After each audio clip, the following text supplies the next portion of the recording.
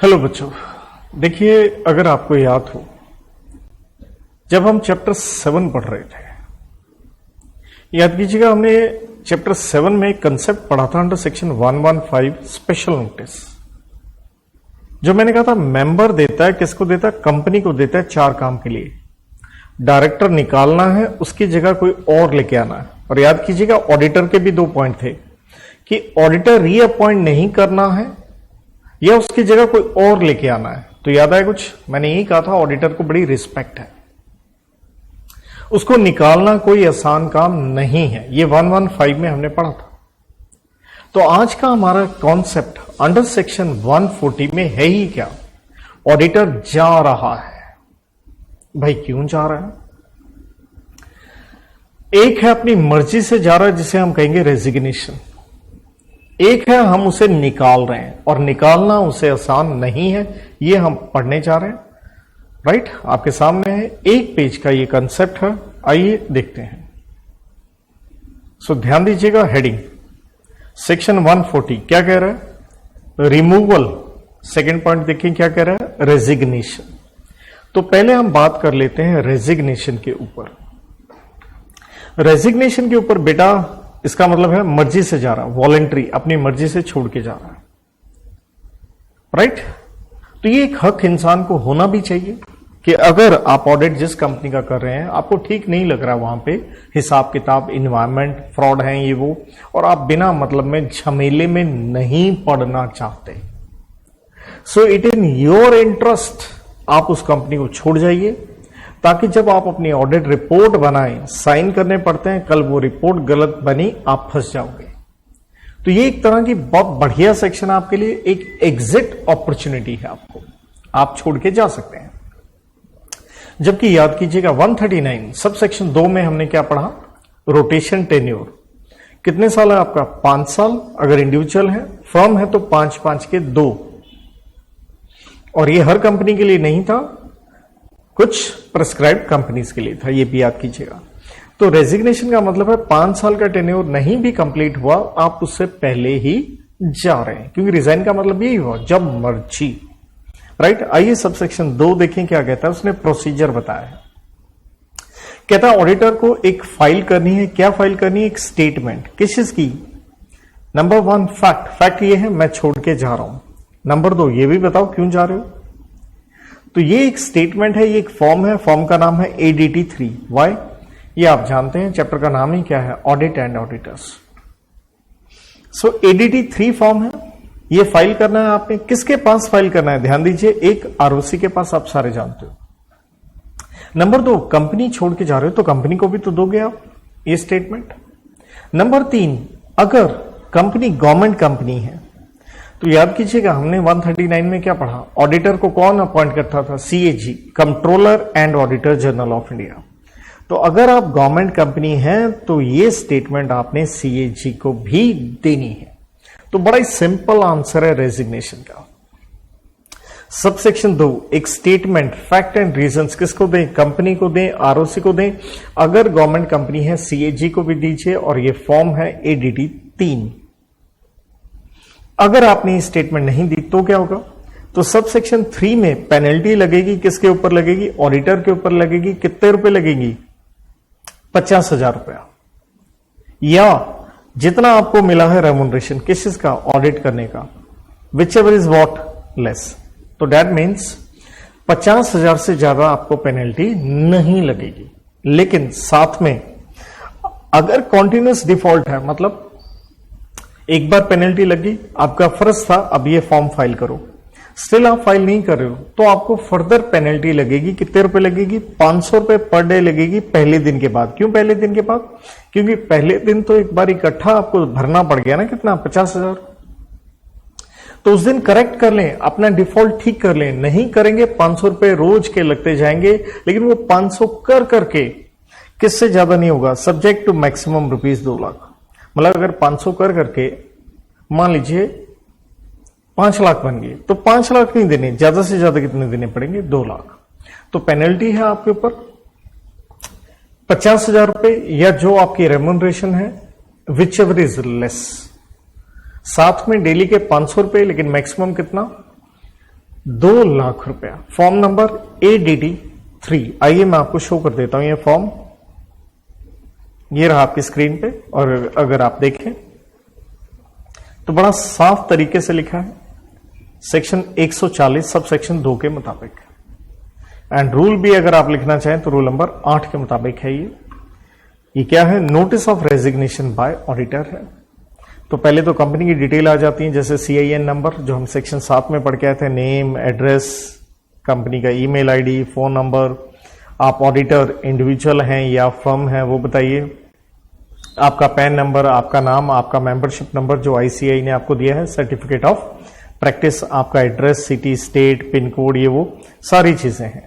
Then date बताइए जिस दिन आप रिजाइन कर रहे हो, कारण बताइए, और कुछ फैक्ट्स हैं रेजिग्नेशन से रिलेटेड कि भाई कंपनी में गलत काम हो रहा, फ्रॉड हो रहा है, ये सब बताइए। एंड देन आप अपनी तरफ से एक डिक्लेरेशन दे दीजिए, राइट। और साथ में आप अटैच क्या कर देंगे? एक रेजिग्नेशन लेटर या कुछ भी और जो भी आपने अटैच करना है। तो ये था बड़ा ही सिंपल कॉन्सेप्ट। आइए अब हम बात करते हैं ऑडिटर को निकालने की। तो निकालने का मतलब क्या हुआ? रिमूवल। दैट मीन्स आप अपनी मर्जी से नहीं गए, बाहर का रास्ता आपको दिखाया गया है। लेकिन ऑडिटर को बड़ा मान सम्मान है, रिस्पेक्ट है, तो इजीली आपको निकाला नहीं जाता। 2 यहां सिचुएशन है, ध्यान दीजिएगा, 2 सिचुएशन है रिमूवल के ऊपर। एक सबसेक्शन 1, इसे मैंने नाम दिया नॉर्मल केस। पहले ये करते हैं क्योंकि सबसेक्शन 2, 3 में क्या आ गया? रेजिग्नेशन। सबसेक्शन 1 है नॉर्मली। देखिए आपके लिए बड़ा इंपॉर्टेंट सेक्शन, बिकॉज मैंने पहले बताया चैप्टर 10 आपके लिए बड़ा इंपॉर्टेंट है।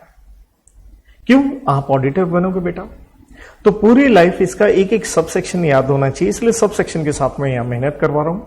और जैसे मैंने पहले बताया ग्रुप 2 में ऑडिटिंग में भी आप ये चैप्टर पढ़ते हैं, CA फाइनल में पढ़ेंगे, पूरी लाइफ भी करेंगे, तो पता होना चाहिए।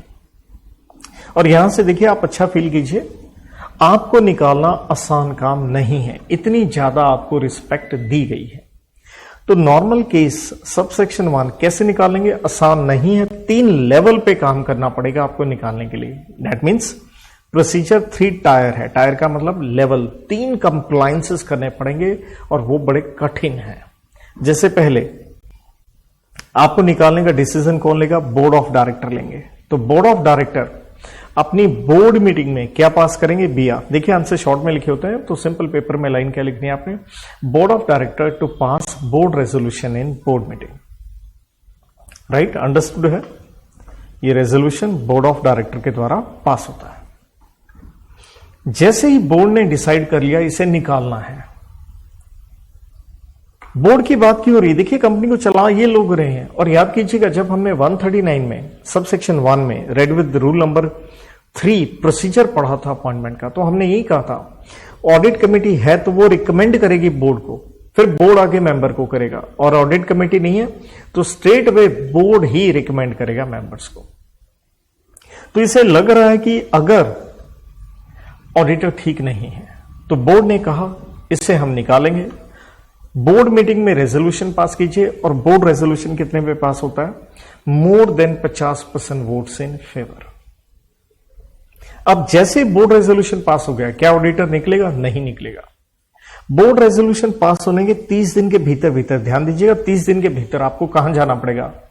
प्रधानमंत्री के पास। मतलब एक एप्लीकेशन दीजिए सेंट्रल गवर्नमेंट को, लेकिन आप तो सारे जानते हैं सेंट्रल गवर्नमेंट, प्रधानमंत्री इतना फ्री नहीं बैठा, इसलिए सेंट्रल गवर्नमेंट ने ये अपनी पावर क्या कर दी है? डेलीगेट कर दी है RD को। ब्रैकेट में चाहे पूरा लिख लीजिए, delegated to RD। What is RD? Regional director. तो इसलिए एप्लीकेशन दीजिए सेंट्रल गवर्नमेंट, ब्रैकेट में delegated to RD means RD को दीजिए। फिर ये एप्लीकेशन देनी है फॉर्म नंबर ADT2 में। देखिए ROC हो, सरकार हो, कोई भी फाइलिंग मुफ्त में नहीं होती, पैसे लगते हैं, फीस लगेगी, ग्राउंड्स वगैरह लिख के दीजिए। दरअसल सेंट्रल गवर्नमेंट को एप्लीकेशन क्यों दी है? उनकी पहले अप्रूवल लेनी होगी निकालने के लिए। दैट मीन्स पहले बोर्ड मीटिंग में BR पास करे, उसके 30 दिन के भीतर, मतलब 30 दिन डिले हो गया, आप सेंट्रल गवर्नमेंट के पास नहीं जा सकते हैं।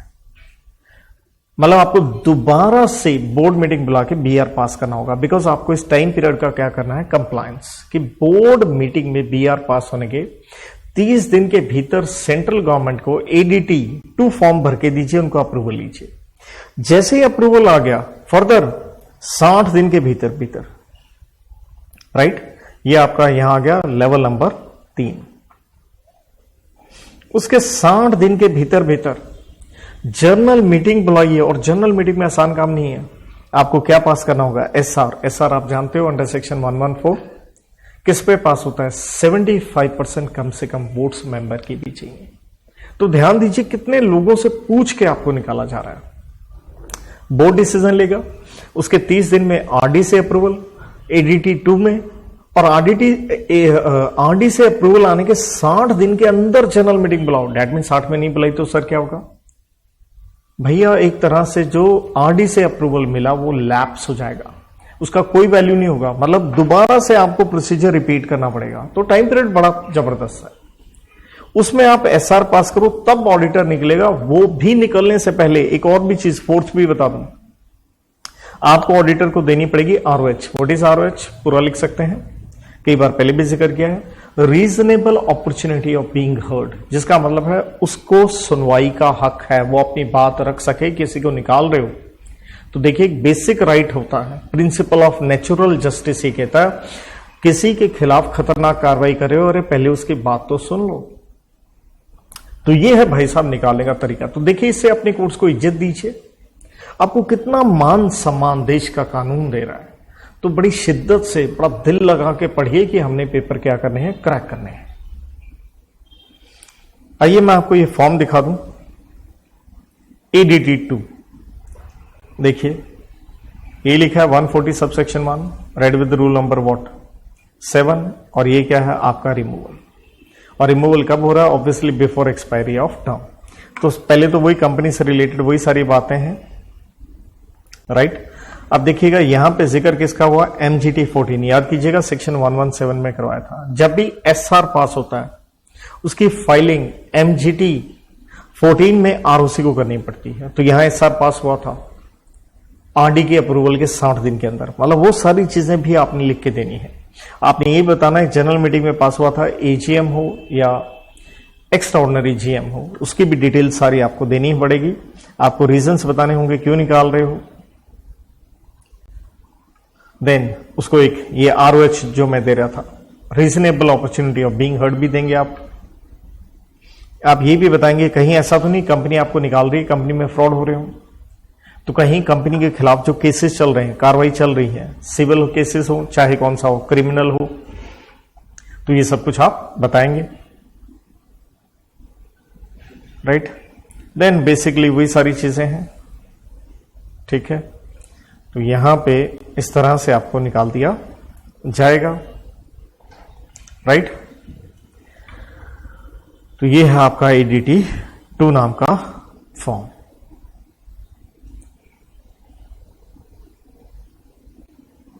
और ये देखिए सिंपल है, आपने एप्लीकेशन दी है, किसको दी है? Central government delegated to RD। आइए एक तरीका और है आपको निकालने का, आपको निकाल रहा है NCLT। हम पढ़ के आए थे ट्राइब्यूनल कि कंपनीज एक्ट के सारे केसेस कहां जाएंगे? ट्राइब्यूनल के पास आएंगे, वो निकाल रही है। तो ट्राइब्यूनल एक कोर्ट हो गया कंपनीज एक्ट से रिलेटेड। क्यों निकाल रही है भाई? यहां पे ध्यान दीजिएगा, सबसेक्शन 5 है। तो रीजन बच्चों ये है, इफ सेटिस्फाइड, मतलब ट्राइब्यूनल सेटिस्फाइड है कि डायरेक्टली या indirectly auditor acted in fraud, मतलब एक वर्ड में लेके चलिए फ्रॉड में शामिल है ऑडिटर, कि वो खुद ही काम कैसे कर रहा है? फ्रॉडुलेंट मैनर में कर रहा है, या अबैटेड का मतलब है फ्रॉड करने में उसने क्या करी? सहायता करी। या कोलूडेड का मतलब है फ्रॉड में उसका क्या है? मिली भगत है। एक है किसी की सहायता करना, एक है उस फ्रॉड में शामिल हो जाना, दैट इज कोल्यूजन या कोलूडेड कह लो। मतलब एक वर्ड लेके चलो, फ्रॉड में आप शामिल हो। तो अगर ऑडिटर क्या है? वॉच डॉग है। उसका काम क्या है? अगर फ्रॉड हो रहा है कंपनी में, उसके बारे में आवाज उठाए, लोगों का पैसा लगाए। लेकिन अगर ऑडिटर ही फ्रॉड में शामिल हो जाएगा, क्या करेंगे आप? निकालेंगे ना उसे। ट्राइब्यूनल क्यों निकाल रहा है? ट्राइब्यूनल को कैसे पता चला ये फ्रॉड में शामिल है?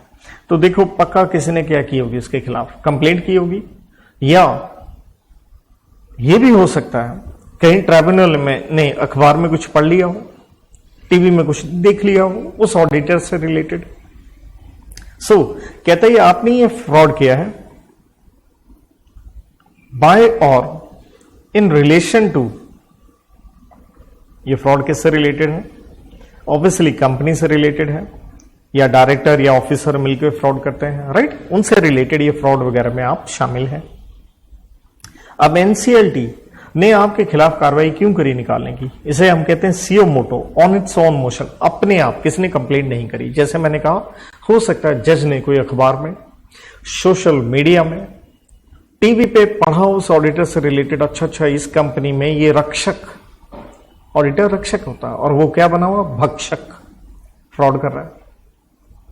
तो ये अपने आप भी निकाल सकते हैं। या क्या दी है? एप्लीकेशन या कंप्लेंट कह लो, कोई भी आदमी दे सकता है, कोई भी, मतलब क्रिएटर हो सकता है, मेंबर हो सकता है, आम जनता हो सकती है, राइट?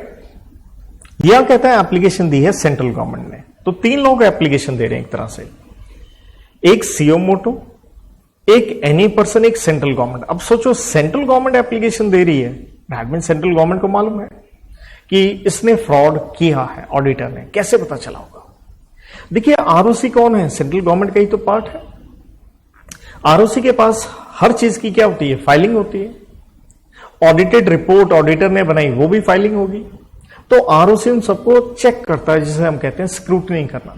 तो उन्हें उसमें पता चला होगा ये गड़बड़ वाला आदमी है, तो इसलिए सेंट्रल गवर्नमेंट ने एप्लीकेशन दी है। तो यहां पे एनसीएलटी एक डायरेक्शन देगा, ऑर्डर कह लीजिए कंपनी को, भैया अपना ऑडिटर बदलो। बदलो का मतलब ही क्या है? इसे निकालो और कोई नया लेके आओ। लेकिन अब बड़ी जबरदस्त पॉइंट ध्यान दीजिएगा, इसे मैं स्टार पॉइंट कहूंगा। अगर एप्लीकेशन दी है सेंट्रल गवर्नमेंट ने, ध्यान दीजिएगा एप्लीकेशन बाय कौन है? सेंट्रल गवर्नमेंट है, और एनसीएलटी सेटिस्फाइड है। क्या सेटिस्फाइड है? हां, ये ऑडिटर फ्रॉड में शामिल है। तो एनसीएलटी अपना ऑर्डर देगा। इट शेल 15 दिन के भीतर भीतर एनसीएलटी ऑर्डर देगा। क्यों? क्योंकि सेंट्रल गवर्नमेंट की तरफ से एप्लीकेशन जा रही है, बात बहुत बड़ी है, इसलिए वो टाइम नहीं लगाएगा। अगर वो संतुष्ट है, 15 दिन के अंदर ऑर्डर देगा, ऑडिटर नॉट टू फंक्शन, मतलब ऑडिटर साहब आप कोई काम नहीं करेंगे क्योंकि आपको हम निकाल लेंगे। एंड यहां ग्रेड देखिएगा, सेंट्रल गवर्नमेंट में, द वर्ड इज मे। देखिए हमने पढ़ा ऑडिटर कौन अपॉइंट करता है? फर्स्ट ऑडिटर हमने पढ़ा बोर्ड अपॉइंट करता है, लेकिन सब्सिक्वेंट कौन अपॉइंट करता है? कंपनी करती है, जिसका मतलब है मेंबर्स करते हैं एट जीएम। लेकिन एक जबरदस्त आंसर आ गया, क्या ऑडिटर को सेंट्रल गवर्नमेंट अपॉइंट कर सकती है? हमने गवर्नमेंट कंपनी में पढ़ा था सीएजी अपॉइंट करती है 139 में। लेकिन एक जबरदस्त क्वेश्चन अगर आ जाए कि क्या सेंट्रल गवर्नमेंट ऑडिटर अपॉइंट कर सकती है, तो हम कहेंगे हां कर सकती है। एक ग्राउंड है जहां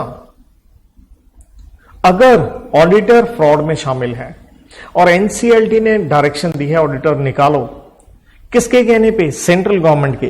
तो सेंट्रल गवर्नमेंट चाहे तो मतलब मर्जी है उनकी, अपॉइंट अनदर ऑडिटर।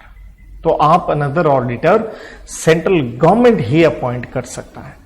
और देखिए फ्रॉड है, बहुत बड़ी बात है। तो हमने स्टार्टिंग से पढ़ना स्टार्ट किया था फ्रॉड के ऊपर। बेटा पेनल्टी कौन से सेक्शन की लगती है? 447। याद कीजिएगा 447 में हमने 3 बातें करी थी, मेन 2 बातें थी। अगर फ्रॉड का अमाउंट है लेस देन 10 लाख और 1% of turnover which ever is less, याद है? तो हमने कहा था ज्यादा से ज्यादा जेल होती है 5 साल, ज्यादा से ज्यादा फाइन लगता है 50 लाख और बोथ। लेकिन अगर ये फ्रॉड का अमाउंट 10 लाख है तो हमने कहा था कम से कम जेल होगी 6 महीना, मैक्सिमम 10 साल, एंड फाइन भी साथ में। Minimum amount of fraud, maximum amount of fraud. और तीसरी लिमिट क्या थी? अगर पब्लिक इंटरेस्ट इन्वॉल्व है तो अमाउंट नहीं देखते। तो हमने कहा था जेल पक्का होनी है, फाइन भी लगेगा, और जेल होती है मिनिमम 3 साल। याद आ गया? तो 447 की पेनल्टी है। साथ में आपके ऊपर एक रोक लगी। बार का मतलब है एक रिस्ट्रिक्शन, एक रोक ऑन फ्यूचर। या एन का मतलब क्या? देखिए इकोनॉमिक्स में एन को हम डिनोट करते हैं किससे? एम्प्लॉयमेंट से। तो वही शॉर्ट लिखा है। कहने का मतलब है आप ऑडिटर नहीं बन सकते किसी भी कंपनी में। कितने साल के लिए? 5 साल। याद करना, जैसे सेक्शन 132 नफरा अथॉरिटी थी ऑडिटर के ऊपर, डिसिप्लिनरी कार्रवाई के ऊपर, वहां पे भी हमने 132 में पढ़ा था। वो आपके ऊपर बार लगा सकते हैं मिनिमम 6 महीने, मैक्सिमम 10 साल। तो यहां पे आपके ऊपर है, फ्रॉड में आप शामिल हो 447 की पेनल्टी है। साथ में आने वाले किसी भी कंपनी में भविष्य में आपको कोई ऑडिट नहीं मिलेगा 5 साल के लिए। लेकिन ऑडिटर हम पढ़ के आए हैं, ऑडिटर या तो होता है इंडिविजुअल या होती है फर्म। तो अगर ऑडिटर फर्म है तो ध्यान दीजिएगा लायबिलिटी किसकी होगी, बोथ फर्म एंड पार्टनर्स। लेकिन कौन से पार्टनर्स, क्या सारे? नहीं, जो क्या है, गिल्टी ऑफ फ्रॉड है। तो बच्चों ये हमने पढ़ा सब सेक्शन 5, जहां एनसीएलटी निकाल रही है। क्यों निकाल रही है? ग्राउंड एक है फ्रॉड में आप शामिल हो, चाहे फ्रॉडुलेंट मैनर में एक्ट कर रहे हो, चाहे अबेटमेंट है आपका, सहायता, या कॉल्यूजन है, मिली भगत है। किसकी एप्लीकेशन पे? सीओ मोटो, एनी पर्सन या सेंट्रल गवर्नमेंट। यहां एनसीएलटी ऑर्डर देगा ऑडिटर चेंज किया जाए। लेकिन अगर एप्लीकेशन सेंट्रल गवर्नमेंट ने दी है एंड एनसीएलटी सेटिस्फाइड है तो वो 15 दिन के अंदर 15 दिन के अंदर एक ऑर्डर देगा ऑडिटर को कि भाई आप काम नहीं करेंगे, मतलब निकाला जा रहा है। और यहां सेंट्रल गवर्नमेंट की एक जबरदस्त पावर ये है, सेंट्रल गवर्नमेंट भी उस कंपनी का ऑडिटर अपॉइंट कर सकती है क्योंकि फ्रॉड हो रहे हैं। और ऐसे फ्रॉडुलेंट ऑडिटर पे 447 की भी पेनल्टी लगेगी एंड आने वाले 5 साल आप किसी भी कंपनी में ऑडिट नहीं कर पाएंगे। इसलिए बच्चों moral of the story, fraud से दूर रहें।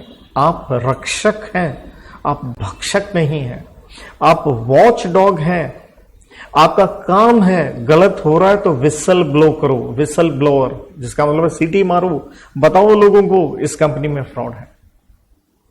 और अगर फर्म ऑडिटर है तो स्वाभाविक है लायबिलिटी फर्म की भी है, पार्टनर की भी है। लेकिन कौन से पार्टनर्स?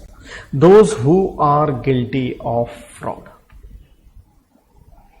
इसके बाद बच्चों हम पहुंच जाते हैं हमारे आखिरी पड़ाव पे, क्योंकि एक बार सेक्शन का फिर हेडिंग देखो।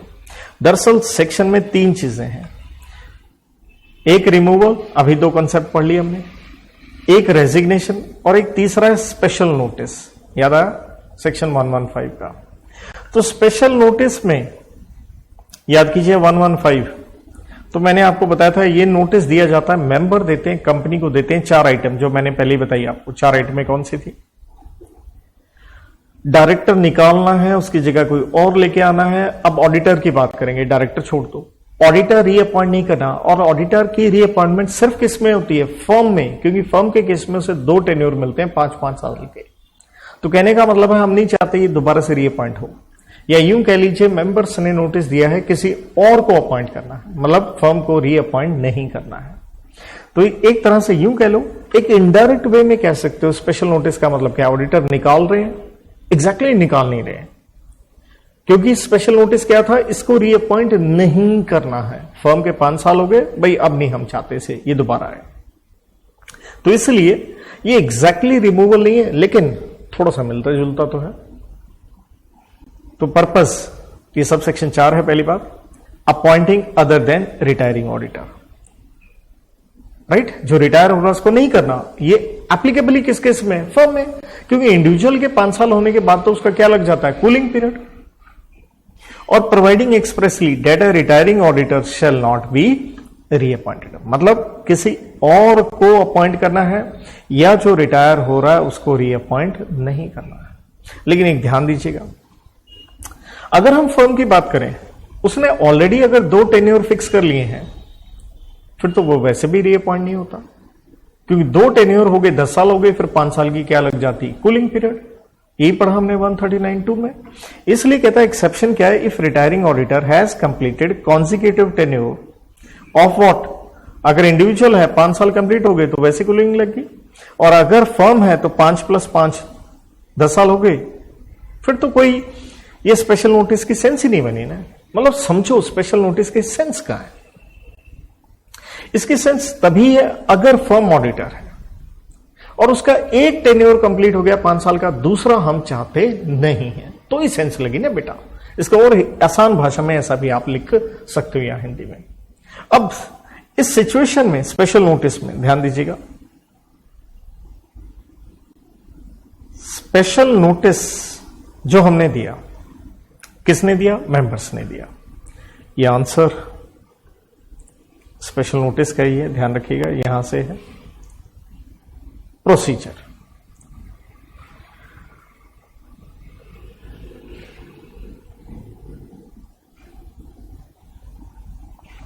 कि हम ऑडिटर को रीअपॉइंट नहीं करना चाहते हैं।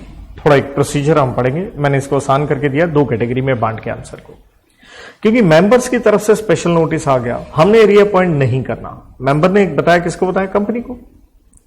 तो इसलिए कुछ है कंपनी की ड्यूटीज। कंपनी की ड्यूटी है तो ऑडिटर के क्या है, कुछ राइट भी है यहां पे। तो इसलिए मैंने आंसर कुछ ऐसे बनाया, एक की ड्यूटी दूसरे का राइट क्या होगा।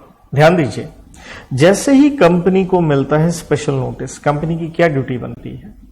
ये स्पेशल नोटिस की वो कॉपी भेजे किसको? ऑडिटर। भाई ऑडिटर साहब, मेंबर्स नहीं चाहते आपको रीअपॉइंट करना, राइट। एक तरह से आप कह सकते हो थोड़ा सा निकालने जैसी बात है, लेकिन प्योरली निकालने जैसी बात नहीं है।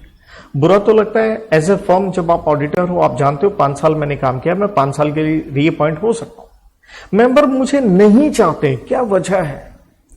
तो मेंबर्स ने अगर कंपनी को नोटिस दिया तो कंपनी की ड्यूटी बनती है ना, ये कॉपी भेजे किसको? उस ऑडिटर को। तो ऑडिटर का क्या हक है? उसे वो कॉपी मिले।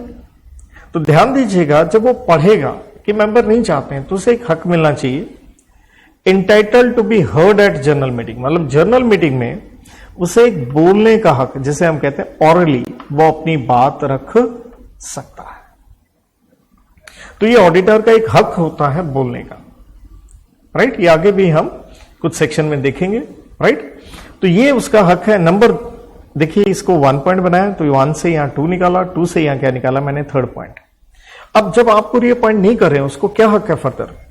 To make representation in writing.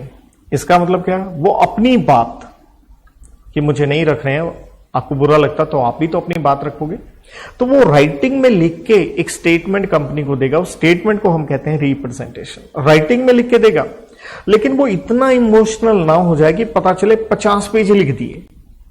अरे भैया, टू द पॉइंट बात करो। इसलिए ब्रैकेट में क्या लिख के दिया? एक रीजनेबल लेंथ को आपने एक्सीड नहीं करना है। रीजनेबल क्या होता है? ये तो डिपेंड करता है ना, किन कारणों से मेंबर्स नहीं चाहते हैं आपको रीअपॉइंट करना, राइट। क्योंकि रीजनेबल टर्म सिचुएशन पे डिपेंड करती है, हम उसे कभी डिफाइन नहीं कर सकते। यही हम फाउंडेशन में पढ़ के आते हैं। एंड रिक्वेस्ट कंपनी, और कंपनी को कहेगा to notify it to members. मतलब ये मैं अपनी बात राइटिंग में लिख के दे रहा हूं, मेंबर मुझे नहीं चाहते हैं, ये लो कंपनी मेरी रिप्रेजेंटेशन, और ये रिप्रेजेंटेशन मेंबर्स को भेजो, जैसे मेंबर्स ने स्पेशल नोटिस भेजा था। अब यहां से 3rd पॉइंट से हम 4th पॉइंट बना रहे हैं, कंपनी की ड्यूटी। कहता अगर टाइम परमिट करता है कंपनी को, if time permits to do so, यहां कंपनी की ड्यूटी क्या है? देखिए, कहता है इन एनी, वर्ड बड़ा अच्छा है यहां पे, एनी। कहता है in any notice of resolution given to members. मान लो कोई भी रेजोल्यूशन पास करना है, कहां पास होगा? जनरल मीटिंग में। उससे रिलेटेड कोई भी हम ऑडिटर की बात नहीं करें, कोई भी अगर कंपनी ने रेजोल्यूशन पास करना है, जनरल मीटिंग में नोटिस तो दिया होगा। तो कहता है in any notice of resolution given to members, जो भी आपने नोटिस भेजा था, कहता है उसके अंदर लिख दीजिए state the fact of representation made. मतलब उसमें लिख दीजिए भाई ऑडिटर ने अपनी बात कुछ बताई है। एंड साथ में send the copy of representation, same यही point, representation to every member. हर मेंबर को उस रिप्रेजेंटेशन जो राइटिंग में ऑडिटर ने लिखा उसकी कॉपी भेजो। आगे कहता है इफ कॉपी ऑफ रिप्रेजेंटेशन, कहता मान लीजिए हो सकता है copy of representation not send, नहीं भेजी कंपनी ने। क्यों भाई? कहता एज रिसीव टू लेट, भाई मिली बहुत लेट है और जनरल मीटिंग सिर पे खड़ी है, हमारे पास इतना टाइम नहीं है। और या कह लो कंपनी ने जानबूझ के नहीं भेजी, कंपनी ने डिफॉल्ट किया है। तो कंपनी की ड्यूटी यहां पे क्या है? इस रिप्रेजेंटेशन की कॉपी किसके पास फाइलिंग करनी है? आरओसी के पास। क्यों? लॉजिक देखिएगा। देखिए लॉजिक बड़ा सिंपल सा है। आरओसी कौन है? पहले ही बताया था आपको, एक पब्लिक ऑफिस है, एक पब्लिक डिपार्टमेंट है। कोई भी आदमी चाहे आरओसी के पास कोई भी जाके डॉक्यूमेंट्स देख सकता है। सेक्शन 399 स्टार्टिंग में मैंने जब डॉक्ट्रिन्स करवाए थे, याद कीजिएगा, डॉक्ट्रिन ऑफ कंस्ट्रक्टिव नोटिस, जो कि प्रोटेक्शन देता है कंपनी को आउटसाइडर के अगेंस्ट, कि सारे डॉक्यूमेंट वो पढ़ के आए, क्योंकि आरओसी से पढ़ सकता था। यही कोट किया था मैंने सेक्शन 399। और एक था doctrine of indoor management, right. तो कंस्ट्रक्टिव नोटिस प्रोटेक्ट करता था कंपनी को और इंडोर मैनेजमेंट रिवर्स था, किसको प्रोटेक्ट करता था? आउटसाइडर्स को। एक और क्या था? डॉक्ट्रिन ऑफ अल्ट्रावायर्स, थोड़ा याद रखिएगा। इसलिए कहता आरओसी के पास फाइलिंग कर दो, इसलिए आम जनता वहां पे भी देख सकती है, राइट, कोई भी वहां से पढ़ सकता है। अब आपने रिप्रेजेंटेशन नहीं भेजी तो यहां ऑडिटर को एक हक है to read out representation at general meeting. वो अपनी रिप्रेजेंटेशन, वैसे भी अपनी बात रखने का उसे हक है, ऑरली बोलने का, और यहां तो वो रिप्रेजेंटेशन कहां पढ़ेगा? जनरल मीटिंग में। मतलब पॉइंटों को समझो। जैसे स्पेशल नोटिस आया कंपनी के पास, कंपनी किसको दे? ऑडिटर को दे। ऑडिटर उसके ऊपर अपनी क्या लिख सकता है? एक representation in writing in reasonable length. Hourly भी बोल सकता है, वो अलग बात है। वो भेजेगा कंपनी को। कंपनी को क्या करना है? कोई भी अगर रेजोल्यूशन जो भी पास करना उससे रिलेटेड नोटिस दिया तो उसके अंदर लिख के दे ऐसा कोई रिप्रेजेंटेशन आया है, the fact of representation received, and her member को ये रिप्रेजेंटेशन की कॉपी भेजे। लेकिन अगर कंपनी डिफॉल्ट करती है या वजह यह है कंपनी के पास रिप्रेजेंटेशन आई ही टू लेट है, तो कंपनी आरओसी के पास फाइलिंग करे। एक नंबर 2, ऑडिटर को हक है वो ये रिप्रेजेंटेशन पढ़ सकता है जनरल मीटिंग में। लास्ट में यहां पॉइंट आता है, एक नोट है साहब, कहता है हम कोई हक नहीं देंगे ऑडिटर को, ये जितने हक हमने पढ़े रिप्रेजेंटेशन का, बोलने का कोई हक नहीं होगा। कब नहीं होगा? अगर उसकी मंशा, पर्पस है to secure needless publicity for defamatory matter. देखिए 2022 में एक बड़ा ऑडिटर E&Y सुना होगा आपने, big 4, Ernst and Young, America में उसके ऊपर एक बहुत बड़ी पेनल्टी लगी करोड़ों रुपए की, क्योंकि उसके ऑडिटर्स ने कुछ गलत काम किए थे। तो मुझे बताओ वो रीअपॉइंट होना चाहिए? नहीं ना। फिर भी वो ऑडिटर कहते हैं मेरे को ये राइट्स मिले, कोई सेंस बनती है उनको राइट देने की? जब साबित हो चुका है कोर्ट में आपने गलत काम किए हैं, तो दैट मीन्स अगर आपका पर्पस है टू सिक्योर नीडलेस पब्लिसिटी, जानबूझ के फॉर डेफामेटरी मैटर, बिना मतलब में, डिफेम का मतलब होता है किसी से रिलेटेड आपत्तिजनक शब्द कुछ कहना, तो यह मालूम है कि आप लोग कॉन्विक्ट हो चुके हो, आप गलत कार्य कर चुके हो, अब आप बिना मतलब की पब्लिसिटी लेना चाहते हैं, तो यहां आपको कोई राइट नहीं मिलेंगे। ये कौन रोकेगा आपको अपने राइट से? ये एक ऑर्डर पास करेगा NCLT, national company law tribunal. कब? अगर एप्लीकेशन दी है किसने? कंपनी ने, या कोई भी आदमी, एग्रीव्ड पर्सन, एग्रीव्ड आप सारे जानते होंगे, affected person, it may be member और एनीबॉडी, जो कहता है इस ऑडिटर को कोई बोलने का हक नहीं होना चाहिए। और एनसीएलटी क्या है? अगर सेटिस्फाइड है इसको हक नहीं मिलना चाहिए तो नहीं मिलेगा, राइट। तो आइए एक बार फिर हम इसे सम अप करते हैं। देखिए बच्चों 140 ध्यान से देखिएगा, हमने 3 चीजें पढ़ी। पहला आसान पार्ट, रेजिग्नेशन, सबसेक्शन 2 एंड 3। 2 में क्या बनानी थी? एक स्टेटमेंट, फैक्ट एंड रीजंस किसको दो? कंपनी को दो, आरओसी को दो, सीएजी को दो, अगर गवर्नमेंट कंपनी है फॉर्म में एडीटी 3 नहीं दोगे तो सबसेक्शन 3 में पेनल्टी है 50,000 रुपए और remuneration which ever is less, and daily के 500 रुपए but maximum 2 lakh. Removal subsection 1 है, 3 टायर सिस्टम है कंपनी में। पहले बोर्ड मीटिंग में बीआर पास करेगा, उसके 30 दिन में सेंट्रल गवर्नमेंट से अप्रूवल लेनी है एडीटी 2 फॉर्म के द्वारा। पहले अप्रूवल लेनी है, बाद में निकालोगे आप, और सेंट्रल गवर्नमेंट की पावर डेलीगेटेड टू आरटी है। जैसे ही अप्रूवल आ जाएगी उसके 60 दिन के भीतर आपने जनरल मीटिंग में क्या पास करना है? आपने एसआर पास करना है और ऑडिटर को देनी है एक opportunity of being heard. Then subsection 5 पढ़ा, एनसीएलटी निकाल रही है। ग्राउंड क्या है? You are involve in a fraudulent act, abetment है, कोल्यूशन है, सीओ मोटो या एप्लीकेशन बाय एनी पर्सन या सेंट्रल गवर्नमेंट। अब एनसीएलटी ऑर्डर देगी इसको बदलो, लेकिन अगर सेंट्रल गवर्नमेंट की तरफ से एप्लीकेशन है एंड एनसीएलटी सेटिस्फाइड, वो ऑर्डर देगी 15 दिन के भीतर ऑडिटर नॉट टू फंक्शन, जिसका मतलब है उसे निकालो। और यहां सेंट्रल गवर्नमेंट को एक पावर मिलती है, मे चाहे तो वो खुद अपॉइंट कर सकते हैं। आपके ऊपर 447 की पेनल्टी लगेगी और आने वाले 5 साल आप किसी कंपनी में ऑडिट नहीं कर पाएंगे। बार बार मीन्स एक रिस्ट्रेंट, एक रिस्ट्रिक्शन आपके ऊपर लगा दी जाएगी, एक रोक बेटा, राइट। इसके बाद हमने पढ़ा सब सेक्शन नंबर 4, जहां हमने बात करी स्पेशल नोटिस की। ये नोटिस देते हैं member holders of 1% voting right या 5 लाख की पेड अप कैपिटल, जो अंडर सेक्शन 115 हम पढ़ के आए थे। ये नोटिस देते हैं कि ऑडिटर को रीअपॉइंट नहीं करना है, ये फर्म के केस में एप्लीकेबल होगा, या उसकी जगह किसी और को लेने के आना है। तो जब स्पेशल नोटिस देते हैं मेंबर्स कंपनी को, कंपनी इसकी कॉपी फॉरवर्ड करेगी ऑडिटर को, और ऑडिटर अपनी रिप्रेजेंटेशन राइटिंग में रीजनेबल लेंथ में देगा, कंपनी को देगा, ताकि ये मेंबर्स को भेजी जाए।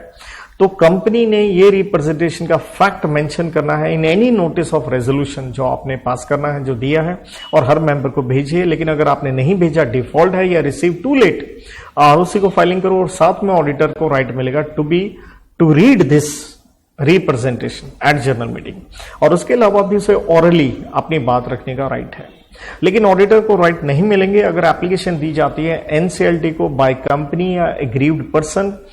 और वजह क्या है? क्योंकि उनका कहना है ये बिना मतलब में क्या लेना चाहता है, पब्लिसिटी फॉर अ डेफामेटरी मैटर। तो एनसीएलटी उसके ऊपर रोक लगा सकती है। आइए एक आधा एग्जाम्पल बुक में से हम कर लेते हैं इसके ऊपर। देखिए रिमूवल आपको नजर आ रहा होगा आपकी स्क्रीन पे, एक एग्जाम्पल है। कई बार क्या होता है, जैसे बुक में एग्जाम्पल मैंने दिए हुए हैं, ये कॉपी पेस्ट क्वेश्चन के रूप में पेपर में आ जाते हैं। नो डाउट, प्लीज ध्यान रखिएगा, आपको कंपाइलर दिया गया, कंपाइलर में हर तरह के आपको सारे के सारे पास्ट क्वेश्चन, आरटीपी, एमटीपी सब कुछ है, स्टडी मैट के भी क्वेश्चन है।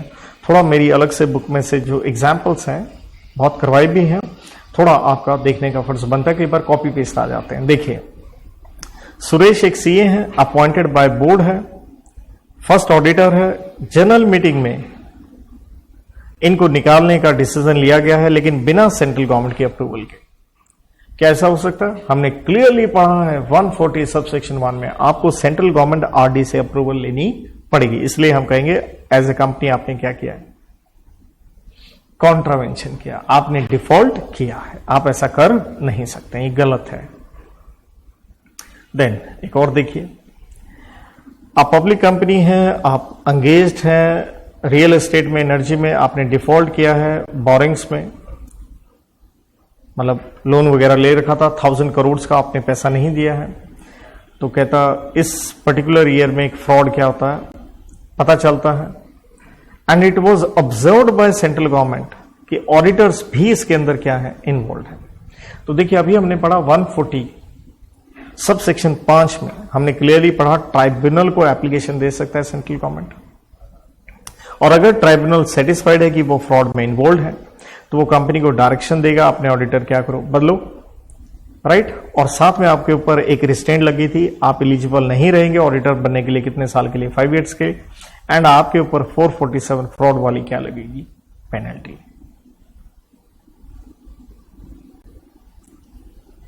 चलिए बस यही आपके एग्जाम्पल थे।